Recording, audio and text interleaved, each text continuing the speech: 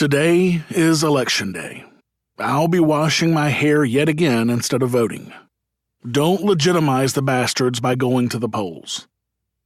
What's in the news with stories on John Taylor Gatto dies, government murder, Julian Assange update, cannabis in Mexico, bad cops, and free societies. And an Ancap Apps segment on Smartcash, the latest advertiser on the lava flow.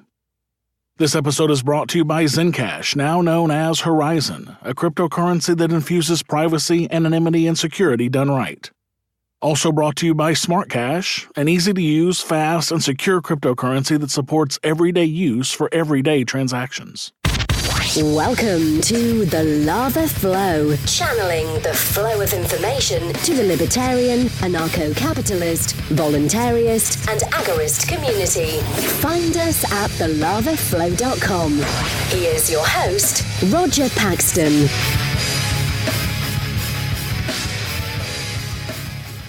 Thank you for joining me this week from the state that has 4 nicknames: the Granite State, Mother of Rivers, White Mountain State, and Switzerland of America. This is the show that will bring you the people, places, and events that everyone in the Liberty Rebellion needs to know.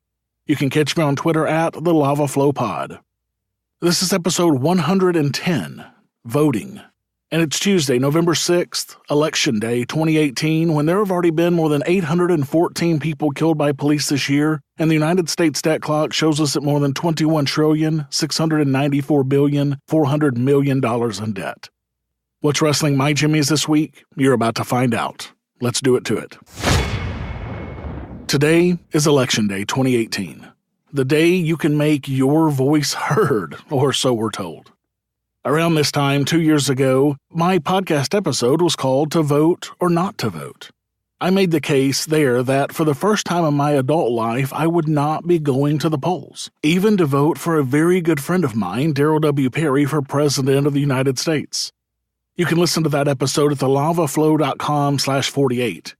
Going back to that episode myself, I can clearly see the evolution of my thoughts on voting. And if our thoughts aren't evolving, then we are stagnant. And now, 2 years later, my thoughts have evolved even more. Now I am solidly in the non-voting category. A lot of that evolution is because of the work of Carl Watner, Wendy McElroy, and George H. Smith in the newsletter The Voluntarist at voluntarist.com and the book Neither Bullets Nor Ballots, Essays on Voluntarism. I had the honor of narrating the audiobook for that book for Audible, and you can get a copy of that book at thelavaflow.com/nbnbaudio. I actually had a friendly disagreement with several of my politically active libertarian friends at dinner a couple of weeks ago over voting. They claimed that voluntarists can vote. I claimed the opposite, based on the history and meaning of the word voluntarist. Aubrey Herbert coined the term voluntarist later in his life in the late 1800s to describe his ideal society.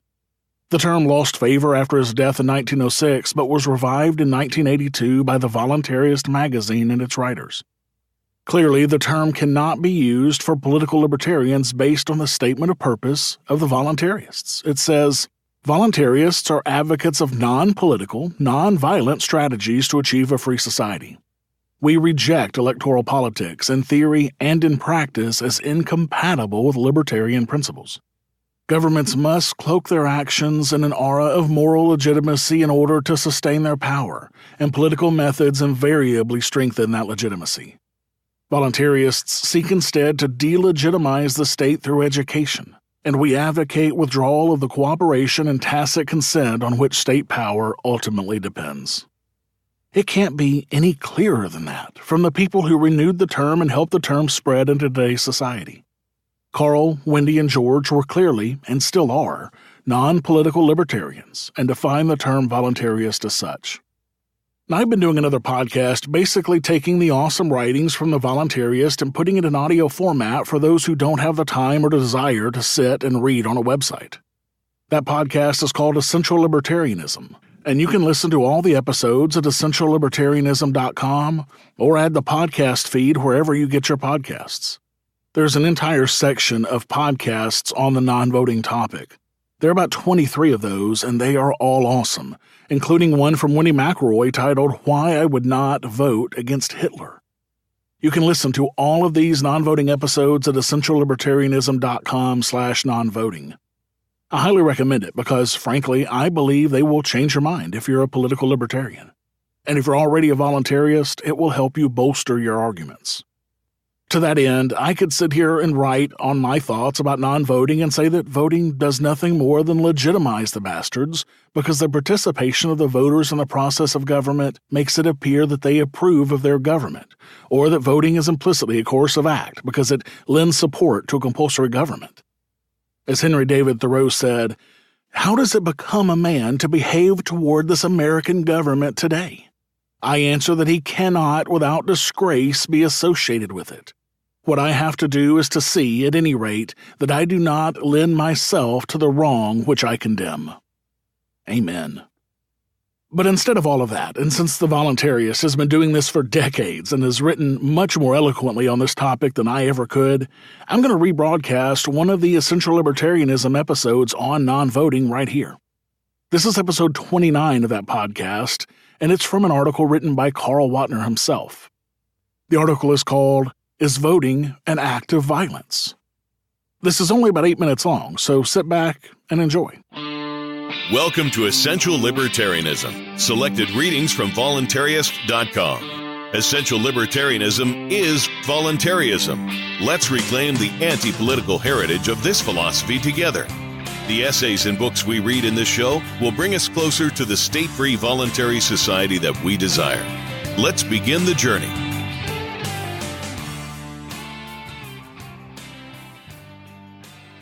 Is Voting an Act of Violence? By Carl Whatner.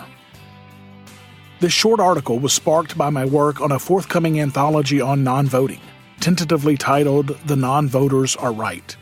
Hans Scherer, a subscriber to The Voluntarist, sent me an essay entitled Voting is an Act of Violence, which began with the statement, "Voting is the most violent act someone can commit in his lifetime." How true is this? First, let us define our terms. The kind of voting referred to in this article is electoral voting, meaning the act of choosing a particular person for a particular political office. To vote in an electoral election, federal, state, or local, one must first register after meeting certain age and residency requirements with the appropriate governmental agency. Then, on a given day, all registered voters are given the opportunity to make their choices in secret at a government polling place. At the conclusion of the day, the votes are tallied, and the person who received the most votes for that political office is deemed the winner and eventually sworn into office. The kind of violence referred to in this article is physical force, shooting guns with the intent to kill or maim, imprisoning recalcitrants, confiscating property, exercised by the employees or agents of the state, policemen, court-martials, militiamen, and soldiers, who wield this force against those who disobey state laws and regulations, referred to as refuseniks later in this paper. Usually, the threat of arrest and imprisonment is enough to make most people docile and obedient, but the ultimate sanction held by the state and its personnel is death to those who refuse to cooperate. The most recent and prominent examples of these deaths are Randy Weaver's wife and child, those incinerated at Waco, and John Singer, the Mormon homeschooler, shot by a Utah law enforcement officer in January of 1979. Now, what connection is there between electoral voting and those who act violently in the name of the state? Why does the state want large numbers of people to participate in electoral voting? There are two primary reasons for this. First, those who act in the name of the state can use the fact that many people vote as evidence that they are acting in the name of the people. Widespread voting is cited as evidence of consent. State agents, such as legislators, presidents, and judges, need an aura of legitimacy if their actions are to be viewed as right and proper by a large majority of the population. Second, governments, especially democratic ones, have discovered that as the proportion of the citizenry which holds the government in esteem increases, the less force the government requires to keep the balance of the population, those who view the government as illegitimate, under control. In other words, the more legitimacy that a government attains, the less it needs to exercise outright violence against its opponents. A government which continually had to resort to violence to achieve its ends would soon be seen for exactly what it is, a criminal gang. Voluntarism is perhaps the most important libertarian philosophy, and this podcast is designed to give you a piece of that. But there is a ton of other information out there on the topic of voluntarism. This is why we've compiled an easy list of great voluntarist resources in one location as a one-stop shop for the very best voluntarist content out there. From authors such as Lysander Spooner, Henry David Thoreau, Etienne de la Boétie, Larkin Rose, Carl Watner, Herbert Spencer, and more at essentiallibertarianism.com/books. The best part is that every time you buy something from that list, you help support this show without having to pay a penny extra. So go to essentiallibertarianism.com/books today to start or accelerate your journey to the only non-political, non-violent strategy to achieve a free society and help us delegitimize the state. essentiallibertarianism.com/books. So given that a successful state requires legitimacy, and that one of the easiest ways to achieve legitimacy is through widespread voter participation, what is the responsibility of the voters for the actions of its government? By voting, it is clear that each voter endorses the governmental system under which he or she lives. By the act of voting, each voter is saying it is right and proper for some people, acting in the name of the state, to pass laws and to use violence to compel obedience to those laws if they are not obeyed. Clearly, the voter, by pulling down a handle in a voting booth, has not used violence personally. Voting is not the same as pulling the trigger on a gun pointed at a refusenik. The voter has not used force, any more than the lawmaker, president, or judge does when they pass or sign a law or issue a judicial decree. Yet all these people have either supported or participated in a system of governance which ultimately results in people being bullied or forced into obedience. In legal parlance, we would have to say that the voters, office holders, and other participants in government have aided and abetted, incited, encouraged, countenanced the police, soldiers, and jailers who actually commit the physical aggression required in order to bring about submission of the refuseniks. Various war crime tribunal decisions since World War II have established that both elected officials and dictatorial heads of state are legally responsible for the commission of crimes that are committed under their orders, but not by their own hands. In other words, those giving the instructions to soldiers to kill innocent civilians are responsible, even though they do not personally hold the weapons or pull the triggers. Although this principle of liability has never been extended backwards from political leaders to those who participate in elections, it should be clear from this analysis that the chain of responsibility extends from those who exercise the actual violence, to those who give the orders that the violence be used, to those who participate in elections which result in those political leaders being elected.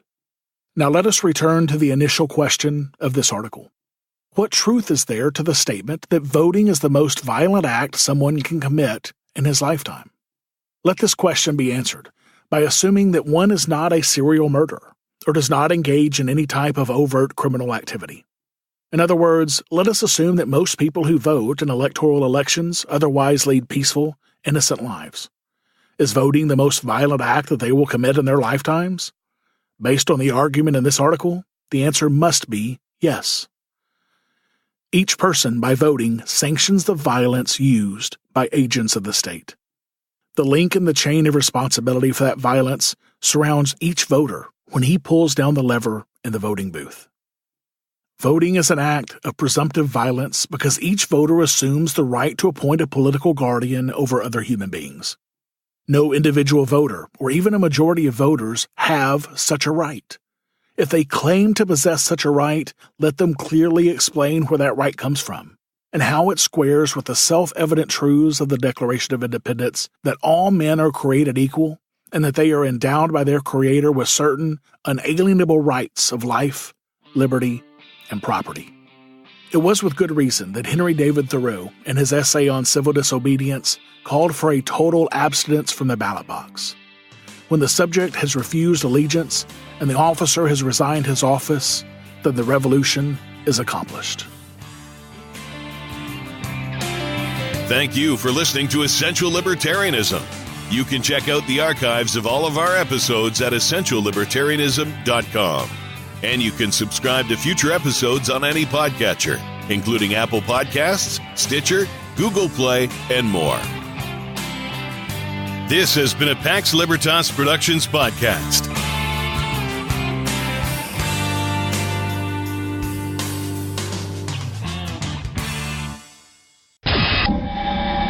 Have you subscribed to the Lava Flow on iTunes or any mobile device yet? Then what's wrong with you? Go to thelavaflow.com/subscribe so you don't miss a minute of the show. And while you're subscribing, make sure to leave me a 5-star rating and review the show to help others find our podcast. thelavaflow.com/subscribe. It's time to shake up your podcast feed, folks, by subscribing to Lions of Liberty, the only libertarian variety show out there. Spend Mondays with me, Mark Claire, as I feature in-depth interviews with great names in the libertarian community and fun roundtable discussions. Electric Liberty Land with me, Brian McWilliams, every Wednesday, your weekly dose of comedy, culture, and liberty. And Felony Fridays with me, John Odermatt, where I expose injustice in the broken criminal justice system. Find us on iTunes, Stitcher, and at lionsofliberty.com.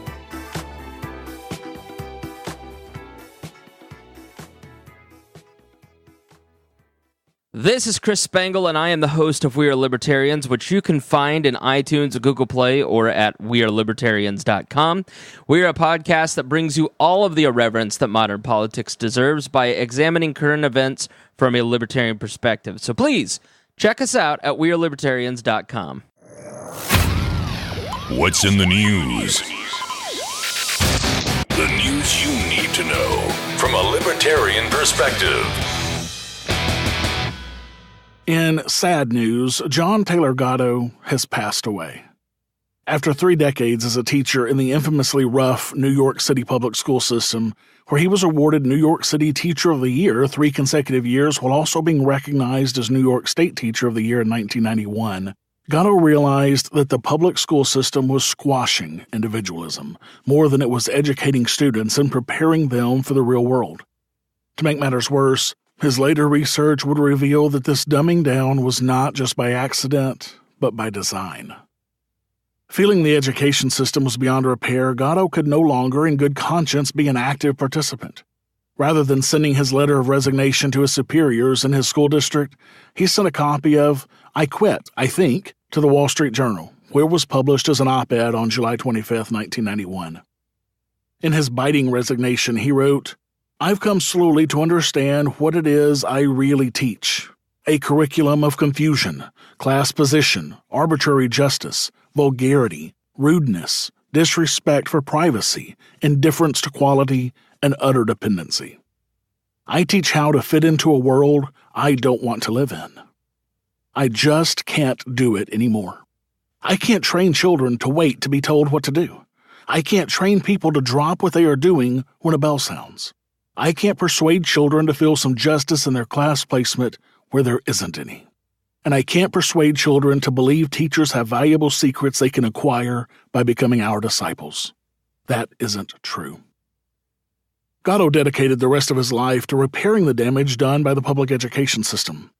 He wrote several books on his experience in the classroom, including these that I recommend, Dumbing Us Down, The Hidden Curriculum of Compulsory Schooling, and Weapons of Mass Instruction, A School Teacher's Journey Through the Dark World of Compulsory Schooling.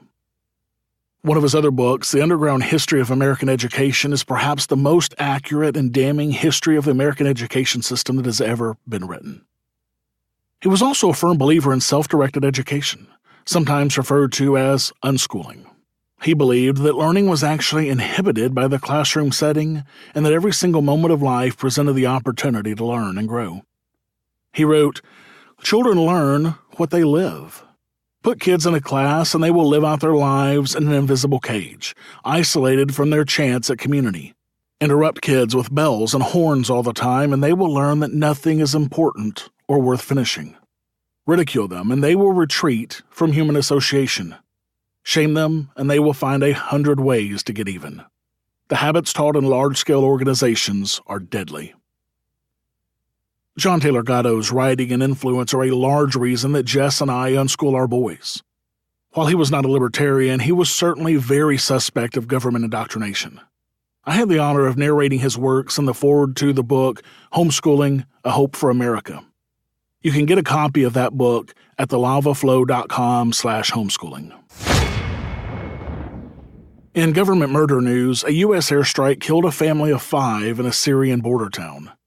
While most of the focus of U.S. operations in Syria is further north in a pair of towns under ISIS control, U.S. warplanes attacked the border town of Abu Kamal on Sunday, hitting a residential area and killing a family of 5.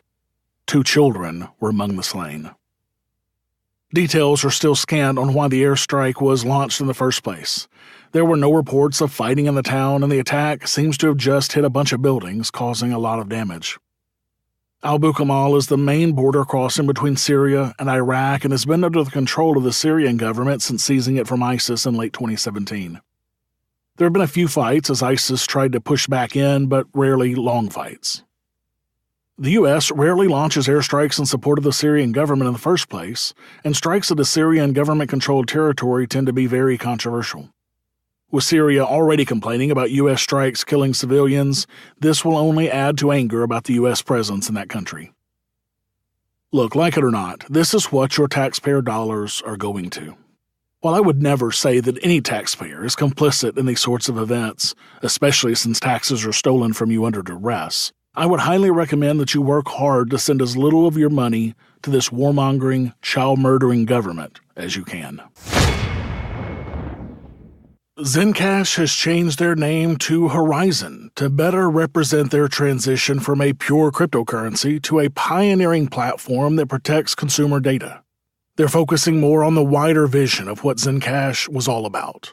The new name, Horizen, reinforces that the project is forward-thinking and visionary and will broaden the horizons of what the community can accomplish in the world using the platform. Not only is it one of the best privacy-oriented cryptocurrencies with zero-knowledge technology built into it, but they also have private chat over their network. And soon, Horizen will include the ability to publish information and go anywhere on the web, all with complete privacy. They are working toward the day when anyone will be able to build privacy-based applications on the Horizen platform and generate income from them. This will allow Horizen to bring thousands of real-life services to the community. Services that provide freedom, utility, and privacy. The unique spelling of Horizen is a nod to their heritage and recognizes that they remain committed to the vision that their project was built upon. Their coin and ticker symbol remains Zen. So ZenCash is now Horizen, and Horizen is bringing privacy to life. You can learn more at horizen.global. That's HORIZEN.global. In Julian Assange news, he says that Ecuador is trying to kick him out of its London embassy and hand him over to the U.S. Assange, who was wanted in the U.S. for leaking thousands of diplomatic cables back in 2010, made the remark during a teleconference on Monday. The video call was part of a trial taking place in Ecuadorian capital of Quito, in which Assange is protesting the terms of his asylum. The former computer programmer was slapped with additional rules earlier this month, having already been barred from having visitors or using the internet earlier this year. Rules included banning him from making political statements, ordering him to take better care of his cat, and insisting that he clean the toilet. The embassy partially restored the WikiLeaks founder's internet access over the weekend, but he will only be able to use the Wi-Fi for his personal computer and phone. Under the new rules, diplomatic staff must formally approve all of Mr. Assange's visitors 3 days in advance. He and his guests are banned from using unauthorized equipment in the building. Ecuador will not help fund the controversial figure's stay in its embassy from December 2018, the memo stated, leaving him to pay for his own food, laundry, and private medical checkups. Failure to comply with the new rules, quote, could lead to the termination of the diplomatic asylum granted by the Ecuadorian state, the document said. These rules don't seem terribly onerous, to me, frankly, considering that he's been living there for over 6 years rent-free. Unfortunately, there is not really a better option for Assange at this point since he is a fugitive from justice. I would certainly contribute to a GoFundMe to help this guy buy some food and take care of his laundry and buy kitty litter and a toilet brush.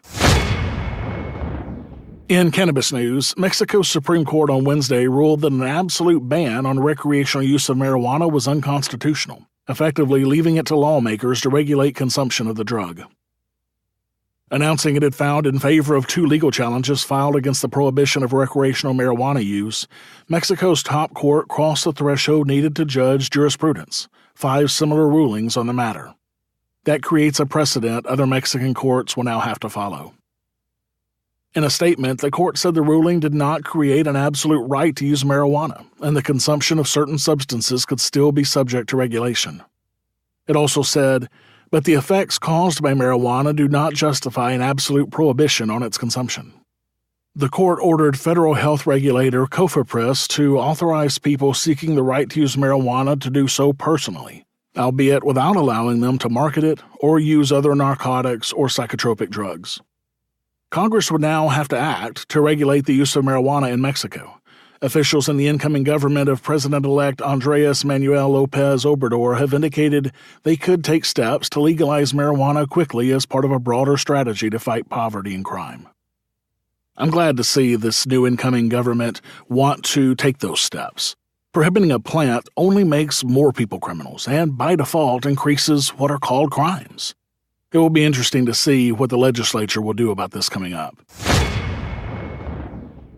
Smartcash is an easy-to-use, fast, and secure cryptocurrency that supports everyday use for everyday transactions. Smartcash is focused on getting the currency back into cryptocurrency, and their vision is to replace centralized fiat currencies in day-to-day life. Too many cryptos talk about being used as a currency, but they are all focused on something else and leave user experience for both merchant and customer by the wayside.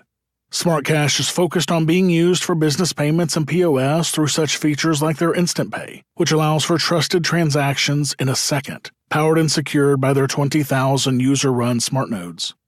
Smartcash also has a Smart Hive proposal system that is funded by the blockchain, where any user can put forth a project proposal to expand the community, ecosystem, or technology. Holding one smart equals one vote, so all users can participate in voting without having to spend hundreds of thousands of dollars to run a full node. The people working on Smartcash are broken up into 6 different Smart Hive structuring teams with dedicated team members that are completely funded by the blockchain. There is no CEO, no foundation, no centralized leadership, and there is no need for outside investors to come in and compromise any deals. Check out Smartcash today at thelavaflow.com/smart to find out how they are putting the cash into Smartcash and the currency into cryptocurrency. I believe this is truly a ground floor opportunity to get in on a rising tide. Get a wallet and find an exchange to purchase Smartcash at thelavaflow.com/smart. In bad cop news, San Diego police creepily forced strippers to pose for photos. Now the city is paying $1.5 million. San Diego has an ordinance to license strippers, requiring them to get identification cards to show who they are. Then the police got creepy. In 2013 and 2014, police came to 2 clubs, Cheetah's Gentlemen's Club and Expose, detained strippers for more than an hour and subjected them to bizarre inspections and lined them up to take their photographs, all using this ordinance as a justification.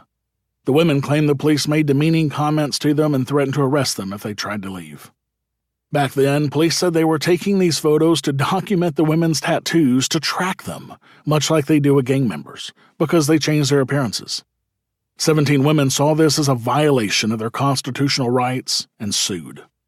In March, the women got a partial victory when a federal judge ruled that San Diego's ordinance violated their First Amendment rights.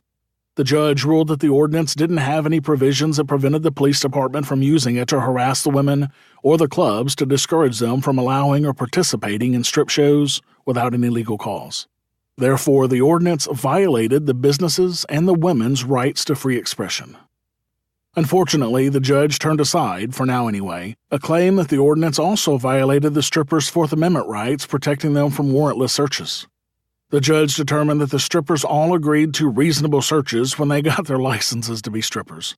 Given that it's mandatory to get a license, he's essentially saying that the city has the power to diminish their Fourth Amendment rights to some degree if they want to legally work.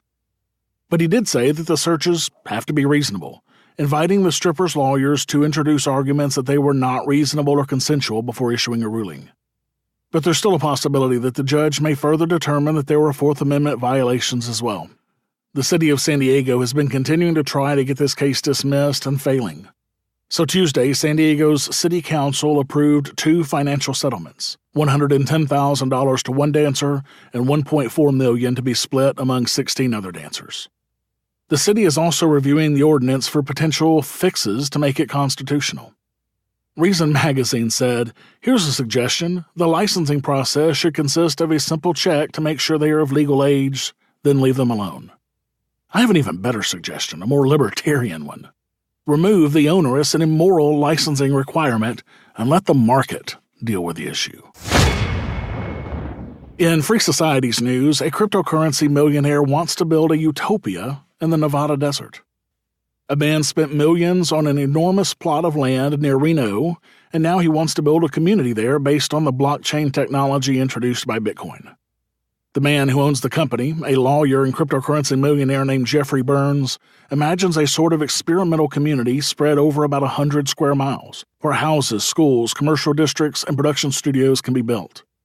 The centerpiece of this giant project will be the blockchain. Burns said, "You see that first range of mountains? Those mountains are the border of our South Valley. That's where we're going to build the high-tech park, a research campus that would cover hundreds of acres. There are also plans for a college and an e-gaming arena." So far, he said, he's spent $300 million of his own money on the land, offices, planning, and a staff of 70 people. And buying 67,000 largely undeveloped acres is a bit of old-fashioned real estate risk-taking. Still, Mr. Burns said his ambition was not to be a real estate magnate or even to get rich or richer. He's promising to give away all decision-making power for the project and 90% of any dividends it generates to a corporate structure that will be held by residents, employees, and future investors. That structure, which he calls a distributed, collaborative entity, is supposed to operate on a blockchain where everyone's ownership rights and voting powers will be recorded in a digital wallet. Mr. Burns has managed to win over local officials who are eager for economic development. Nevada's governor, Brian Sandoval, read a proclamation that named the blockchain's property Innovation Park in an event last month where Mr. Burns sat on a panel with the governor and Elon Musk, the chief executive of Tesla. Tesla's Gigafactory in Nevada, which has been described as the largest building in the world, is surrounded by blockchain's land. Companies like Google, Apple, and Switch also have properties in the industrial park that's surrounded by Mr. Burns' holdings. This week, Burns announced a memorandum of understanding with one of the state's main power companies, Nevada Energy, to team up on projects that will run energy transactions through the blockchain. As you guys know, I am a huge proponent of free society ideas, as a mover to the current best solution in that market, the Free State Project. However, with other ideas on the rise, such as seasteading, Roger Vere's Free Society, and now this, there are certainly great things on the horizon for freedom in certain areas. I will always watch these with a certain fascination, but also to see what the market will provide. Exercise your free market muscles by going to thelavaflow.com/support and giving a per-episode donation of as little as $1 an episode, or use Bitcoin. Get exclusive content, rewards, and help the Lava Flow become fiscally neutral while providing you more content. thelavaflow.com/support. Are those dry, boring, run-of-the-mill political talk shows putting you to sleep on your commute or at work? Are you ready for some fun? Look no further. Blast Off with Johnny Rocket is a Seattle-based podcast expressing viewpoints of free markets, voluntary exchange, badass music, wicked banner, and of course, drinking. The Blast Off doesn't shy from the truth, but always brings the party. Let's rock and roll, Raylene. Bring it on, Johnny. You can check us out at thelaunchpadmedia.com/blastoff. Again, that's thelaunchpadmedia.com/blastoff. Launchpad Media. Always launching ideas in your direction.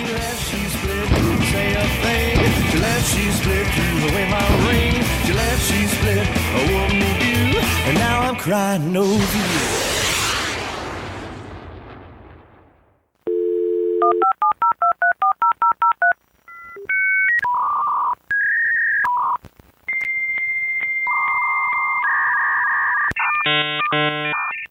Ancap Apps.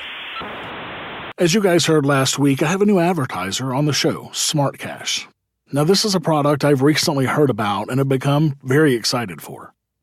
When I first talked to one of the staff at Smartcash, Chris K., at the Free Coast Festival a couple of months ago, I knew I wanted to get involved in this project.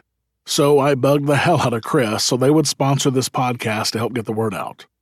Why am I so excited about Smartcash? For a lot of reasons. I mean, they've taken ideas from several different cryptos, put them together, and made them better. And they're working hard to be an actual currency system, very similar to Dash, instead of just a place to store wealth. Now, similar to other cryptos, Smartcash has a proposal system where you can try to have your proposal funded by the blockchain. Everyone who has a stake in Smartcash, which is essentially anyone who holds some Smartcash in a wallet, can vote on the projects to be funded from a Community Hive budget. If you have a brilliant idea, you can add your proposal to the network to be voted on and get paid to run that project. Dash does something similar to this, but they only allow masternode owners to vote on projects, which is anyone with over 1,000 Dash set aside or about $170,000 worth. The barrier to entry is also much lower on Smartcash, where it costs only 100 Smart, or about $2 right now, to even start a proposal. With Dash, that costs about 5 Dash, or about $850. With these proposals, if your project doesn't pass, you lose the upfront cost. $2 is a bit easier to swallow than $850, in my opinion. Also, Smartcash is aiming to create a decentralized team structure by efficiently distributing the workload across multiple global Hive teams. Currently, they have Hive teams focused on outreach, web apps, quality assurance, development, and support, with other teams to come. So if you want to help work on this awesome project, there is something there for everyone. Their website says, "We believe core teams are a bad idea and something that ultimately leads to inefficiency and corruption. We want to move past it and create a decentralized organizational model inspired by ant and bee colonies. In order to create and maintain a decentralized governance structure, we are introducing two concepts, Smart Hive and Hive structuring teams. Smart Hive enables anyone that holds coins the opportunity to vote on proposals submitted by the community. Smart Hive will be the lifeblood of the project, which will allow anyone to get involved and submit proposals, helping to generate organic growth at a grassroots level, creating a bottom-up management structure." I love this idea a lot. I'm considering looking into joining one of these Hive structuring teams myself. Decentralization in this sort of project is really the way to go, and I am glad to see Smartcash take an idea like this and make it even better. Like Dash, Horizen, and several other cryptos, you can earn Smartcash by running a smart node too. Smart nodes are servers that run a Smartcash wallet and make decisions, such as locking transactions with Instant Pay. Smart nodes are required to have 10,000 smart collateral, a dedicated VPS, virtual private server, and be able to run 24 hours a day without more than 2 hours of connection loss. Smart nodes are paid at a rate of 10 nodes every other block, which means a payout will be 2% of the block reward for every node. Smartcash also has advanced features, such as Instant Pay, which allows for instant transactions. Now, this is very important if you're a merchant. This stops any double spend type activity and ensures immediately that you will receive your payment without having to wait or ask your customer to pay higher fees to speed up the transaction. It removes a lot of risk. Another advanced feature is Smart Rewards. Now, this is a price stabilization mechanism and a way to encourage long-term holding. Long-term holders are key to the project's success, since the Smart Hive Treasury needs Smartcash to appreciate in value in order to fund meaningful third-party proposals and help grow Smartcash into a successful global cryptocurrency. You can earn Smart Rewards on any address for which you hold the keys, web or desktop, Smart Nodes included, which holds 1,000 Smart or more for 1 month and does not make any outgoing transactions during that time. 15% of the block rewards are set aside each month, which is then split on the 25th of the month between all addresses proportional to their balance that have held between snapshots without sending out coins.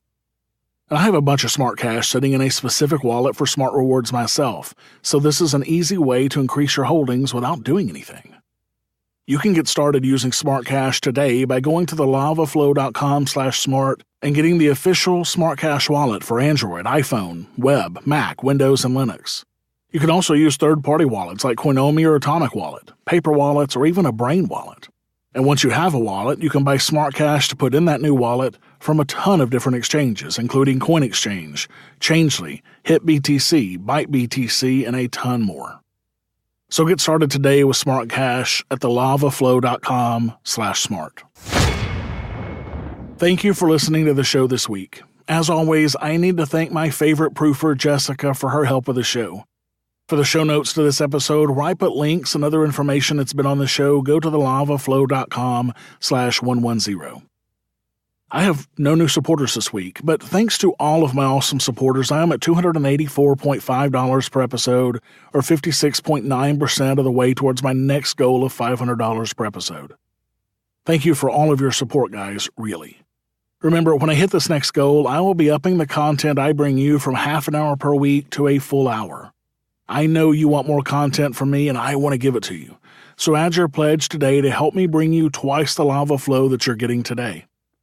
So exercise your free market muscles by going to thelavaflow.com/support and giving a per episode donation of as little as $1 an episode using Federal Reserve notes through Patreon or Bitcoin through Coinbase. I want to be able to bring you more content soon, so make sure to add your donation today to help make that happen.